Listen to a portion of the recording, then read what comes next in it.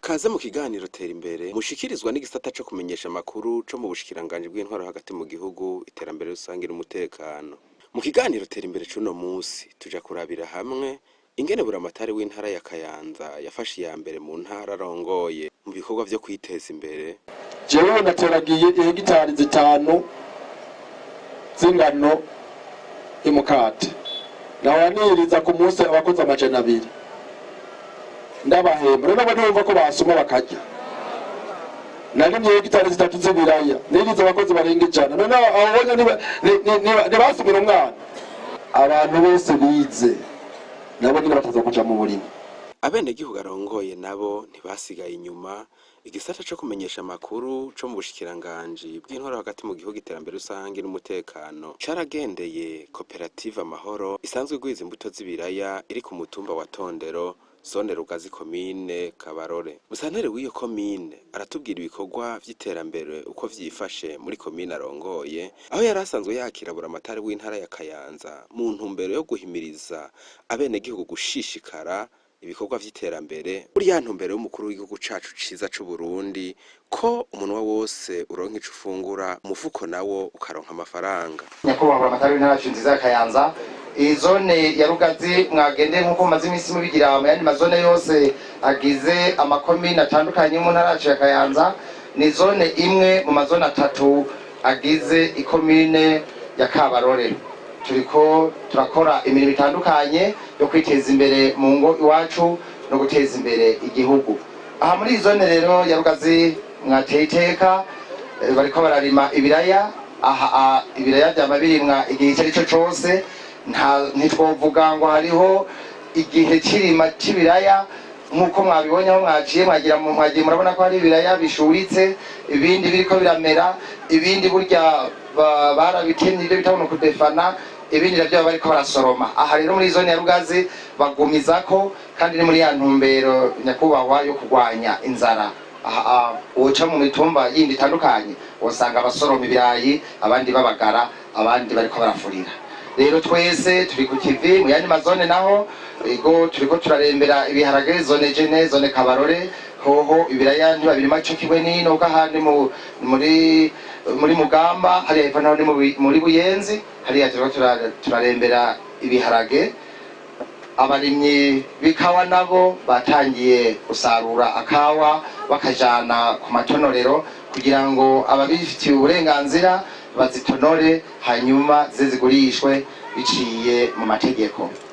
Buramatari w'intara ya Kayanza aratumenyesha intumbero y'ingendo yateguye mu ntara Arongoye, aratubwira intara ya Kayanza uko yifashe mu bijanye n'ubutunzi cane cane uburimyi n'ubworozi. Intumbero ya zino ngendo kugira ngo twegere abenegihugu, twumve abenegihugu iryo bagona, turabire hamwe ico bakeneye, twumve ingorane ziba hanze, hanyuma tubaha intumbero ya leta mvye, leta nkozi, na cane cane intumbero ya nyir'icubahiro umukuru w'igihugu cacu General Major Vy'Iterambere ndayishimiye yuko umwenegihugu wese umunwa wose uronka ico ufungura, umufuko wose ukaronka amafaranga.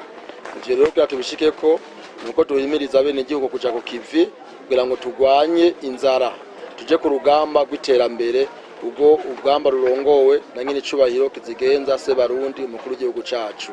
Nico rero kitushikana mu mazone yose. Uno munsi tumaze kugendera amakomine atari make, twatanguriye muri komine ya Rango igizwe n'amazone 4, tubandaniriza muri komine ya Muhanga igizwe n'amazone 3, tuca tubandaniriza muri komine ya Butaganzwa igizwe n'amazone 3, tubandaniza muri komine ya Matongo igizwe n'amazone 4, hirya ejo twiriwe muri komine ya Gatara, ejo naho twiriwe muri komine ya Gahombo. Ubu naho nko mwabibonye twazindukiye muri komine ya Kabarore muri zone ya Rugazi, kandi mu kanya tugira tubandanirize muri zone ya Kabarore, hanyuma tuce tubandaniriza muri zone ya Jene mu mazone 3 agize komine ya Kabarore. Hose ijambo ni rimwe, guhimiriza abenegihugu kuja ku kivi kugira ngo igihugu cacu gitere imbere, umunwa wose uronka ico ufungura, umufuko wose uronka amafaranga. Intara ya Kayanza novuga ko yifashe neza kuko nta nzara ihari muri rusangi, kuko abenegihugu bari ku kivi, kandi nkuko byahoze aho hambere bavuga ngo amatongo yaraze, twarize ubuhinga bushasha bwo gukorera hamwe, gushira amatongo hamwe kugira ngo turonke amahegitari menshi y'isi ndimwa. Ubu rero ukuri turarima, mwanavyiyumviye mu jambo rya nyakubahwa Mr. Arongoye komine ya Kabarore, mw'iyi zone turimwo ni zone yimbuka ibiraya byinshi cyane. Novuga yuko ari nayo zone ya mbere ku rwego rw'intara yimbuka ibiraya byinshi cyane, iyi zone ya Rugazi. Muri rusangi rero intara ya Kayanza yifashe neza ko turarima kandi turimbura kandi turorora. Novuga ko abanyakayanza bifashe neza, nubwo muri rusangi tufise isanzwe ari intara ifise abantu benshi kandi amato akaba ari mato, ariko turagerageza abanyakayanza bize ubwenge bwinshi. Murabona ko bakwiragiye igihugu cyose, ko n'abantu novuga yuko bazi kudandaza cyane gose, ku buryo ahari amafaranga koko barayarondera kandi arabitaba barayaronka. Aratubwira ko atazokwemera umurimyi ko arima hanyuma akarimarima, bifuza ko umwenegihugu aronka ivyiwe, kandi ngo n'indongozi zitumirirwa kuja kurima iyo zivuka, gutyo ngo abenegihugu bazobarabira ko iterambere ryiyongere. Jewe sizokwemera umurimyi arima akaroha hanyuma akarimarima kandi yararimye. Tugomba ko umwenegihugu koko aronka ivyiwe kurya nyene ategereza kubironka. Leta mvye igisigura yuko umwenegihugu yubahirizwa mu twiwe. Cyo gituma nyir'icubahiro umukuru w'igihugu cacu asaba indongozi kuza kurima iyo zivuka. Ariho kudusaba yuko abantu bose bari ku gihugu cy'umukuru w'igihugu, twebwe ba Buramatari tumugire urutonde rw'abantu bari ku gihugu cy'umukuru w'igihugu bavuka mu ntara zacu, atamigambi ariko barakora iyo bavuka, aca babugutse kuko nibo bafise amafaranga, nibo bafise amafaranga yo kuza kurima. Reka kurima n'umutahe sibe none boza n'amafaranga bakarima bakimbura, namwe mukacamo cyangwa mukabara bakarorere, abandi bakaronka akazi, amafaranga yoboneka. Ndabaha akarorero, jewe nateragiye hegitari 5 z'ingano imukate, nawaniriza ku munsi abakozi 200, ndabahemba. Nabo ndumva ko basuma bakarya. Narimye hegitari 3 z'ibiraya, niriza abakozi barenga 100. None abonye ni basumira umwana. Abantu bose bize nabo nyine bataza kuja mu burimo ku masaha ajya amasaha ku wa gatandatu batari ku kazi, baje nabo baje kurima borore. Inyuma y'amasaha y'akazi nabo nyene baje kurima borore. Hanyuma mwebwe bene gihugu muce muraba imirima y'akarorero kwabo basomye bavyize sibyo none turabe rero ko mu gihugu umwe azokwiyongera kandi ndazi yuko n'abadosabiza batugura batuzimba batwononera kuko nabo bazoba bararimye sivyo rero na mwiyumvo nyene ico mu gihugu cacu ahamagarira n'indongozi kuja ku kivi bakarima kandi bakorora nta handi ubutunzi bw'igihugu buzova tutarimye ngo tworore turonke umusesekara ca civugo c'umukuru w'igihugu umwe wese uronke ivyo ufungura umufuko wose uronke amafaranga. Nsengiyumva Jean Claude arongoye koperative Amahoro yatanguye 2012 igwiza imbuto aratubwira uko abanywanyi bangana ahari icicaro cayo butunzi ifise nk'amahangare indimiro n'ibitungwa eka n'ibindi. Iyo koperative ifise abanywanyi bashika 218 nibo ifise uno munsi. Mugabo rero iyo koperative ikaba ifise icicaro ku mutumba wa Tondero ariko ikaba iza gukorera mu mitumba ariho igwiriza umwimbo. Ikaba ifise amahangari ashika 3. Ihangari ya mbere iri ku mutumba wa Yanza agacimbiri Mbizi. Ihangari zibiri nazo zikaba ziri ku mutumba wa Tondero agacimbiri Tondero. Nibiro bikaba ariho vyubatse.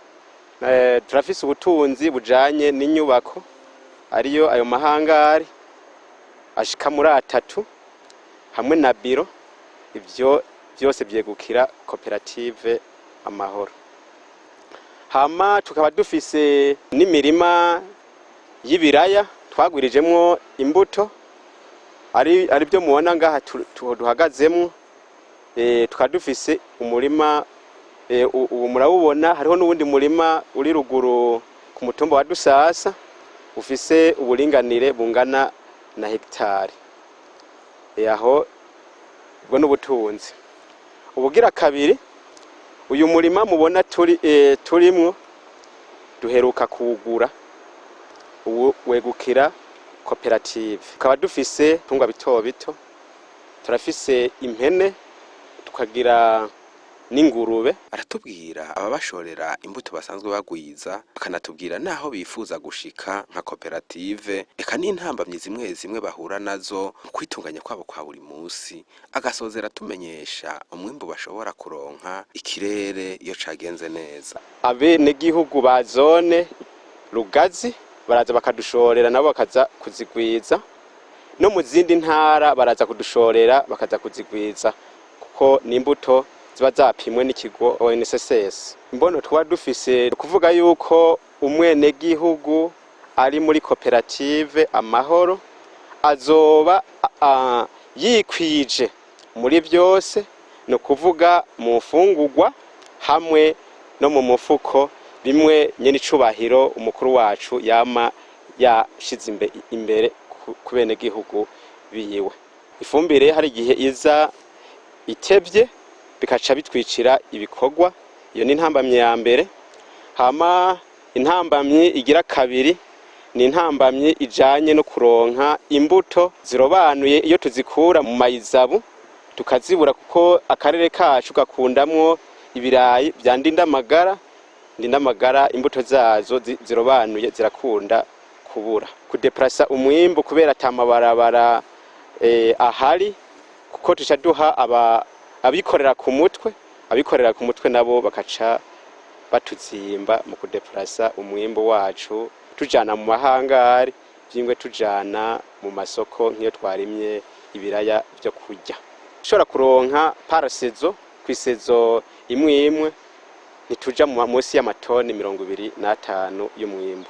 Umukenyezi ari muri koperative aratubwira akamaro ko kuja hamwe n'abandi rwa vyo kwiteza imbere. Aratera kama batarijukira kuba hamwe n'abandi ko bariko barahomba ubumenyi. Aranavuga n'akamaro ko kwamikaza ibiterwa ariko kubisasira eka mbere nako guca imikobeko. Kera tutaraja muri koperative ngo twigishwe kurima ibya kijambere no gutera imbuto zirobanuye. Twapfa uko turimye kandi nta mwimbu mwinshi twaronka. Ariko rero iyi koperative imaze kujaho, koperative Amahoro, twagiye turonka inyigisho zo kurima kijambere kandi za mbuto nazo nyene zirobanuye, bigatuma natwebwe tugaruka kuzisumira muri iyi koperative kugira kungi wacu natwebwe nyene mu ndimiro turima duteragira imbuto zirobanuye. Tumaze guteragira imbuto zirobanuye, umwimbu rero ucubandanya kuboneka mu ngi wacu no mu miryango, tugaca dutera imbere kandi tugateza imbere n'igihugu. Jewe abantu bataraja mu koperative no batera kamo ko bova iyo bari bose bakaza kugira batere imbere, kuko tuhakura ubumenyi bwinshi. Hari ico bita kugira umwavu wo kurusi, niyo tutoba twarose umwavu w'amase y'inka. Ariko nk'ubu twebwe abakenyezi turamaze kumenya guhingura umwavu wo kurusi, niko bavyita. Twamaze guteragira izi mbuto tukamenya gushiramwo ico bita imiganda y'inzahabu. Aho rero imiganda y'inzahabu no gusasira. Akamaro ko kwamikaza ibiterwa bituma umwimbu wimbura gusumba uko wari kwimbura, kuko nk'amazi ariko aratemba urumva ntabakigiye acagumirirayo. Nk'ubu twimirije igihe c'izuba, burya no ngaha nitwamara guheza gushirako iyindi yangere turashobora kwamikaza kugira amazi agumemo. Yamazi rero azotunga bya biterwa twateragiye, hama umwimbu ucugenda neza. Akamaro ko guca imikobeko no kugira dukingira isi yacu. Urumva isi yacu ica yamimera kuko ntitwagwa, kuko nta nkukura iza ngo ihitanishe ikitwara uburyohe ibutware mu mwonga. Ni naco gituma umuntu ataraca umukobeko twomuhamagarira guca imikobeko. Ariko na cyane ha mwikomine yacu, mwizoni yacu, na cyane kubera ya koperative Amahoro abenshi baraca imikobeko. Nta numwe usanga atarikaca umukobeko, ariko abo batarabimenya no bahamagarira gukora ico gikorwa kugira isi yacu igume iryoshe cyane. Pascal Nsaguye aratubwira akamaro ko kuba muri koperative, uko basanzwe babika imbuto nuko bazikurikirana, ubwoko bw'ibiraya barima n'ubwoko busumvye ubundi umwimbu w'amafaranga. Aranatubwira nawe ingorane babona mu bikorwa vyabo nk'ibarabara. Iyo bimbuye ngo umwimbu biragorana uko ushika aho bifuza gushorera, n'ingene bashobora kunguruza umwimbu ngo ni kibazo. Koperative yatumye dutera imbere. Kera ntitwari duteye imbere nk'ubu, ariko ubu turateye imbere kuko umuntu wese araronka imbuto akarima niwiwe agatunga umuryango. Urumva ko dufitiye akamaro kanini cyane. Niko kamaro ka koperative. Kandi turigisha n'abana. Mu minsi yahera ntitwigisha abana neza, umwana yariga akagarukira mu wa 12, ariko ubu turabigisha amakaminuza kubera twateye imbere. Ihangari twarubatsemo amatajeri, ushize ku matajeri uzuza kureba gusa ko harimo ruboze ukuramwo urushibura, hanyuma rero ukaguma ureba ko imbuto zimeze neza. Kandi kubera imbuto abari nshasha ziba zarapimwe ntizikunda kugwaragurika, yego kuko tuzikura muri izabo. Si imbuto dupfa gukura hariho hose, ziba ari imbuto zapimwe nziza. Turima move iyo bita Ndinamagara, tukarima Vy'Iterambere, tukarima n'iyitwa Kirundo twarayirimye, tukarima n'iyitwa Shangi. Imbuto zisumbye izindi kugeza ubu ni imbuto za Ndinamagara. Nta mbuto ziraboneka zizijya inamba. Ingorane turabura amabarabara, tukabura n'icyunguruza umwimbu. Izo ni ingorane. Mugu umwimbu turawuronka kuko hariho runani gapade baraduhaye inyigisho. Uraduha inyigisho zikwiye. Ubu rero uri muri koperative Amahoro wese arazi gukora, niwi warahakora neza bya kijambere. Mu gusozera ikiganiro tera imbere cuno musi, Buramatari w'Intara ya Kayanza aratubwira imbono yiwe mu ntara arongoye ko yifuza intara ya Kayanza ko iba umurwa mukuru w'amahinguriro, kandi ngo hariho ibimenyetso bivyerekana ngo amahinguriro amwamwe yaratanguye kubakwa. Imbono yacu twamaze ko turayishikiriza, turifuza yuko intara ya Kayanza woba umurwa mukuru w'amahinguriro, kandi imbono yacu turabona ko iri kweraja mu ngiro kuko amahinguriro atari make ariko arubakwa mu ntara. Nimwaronka akanya muzoshobora gutembera mwirabire abanyakayanza turi ku kivi. Twifuza yuko intara ya Kayanza uko twaje tuyisanga atariko twoyisiga imeze.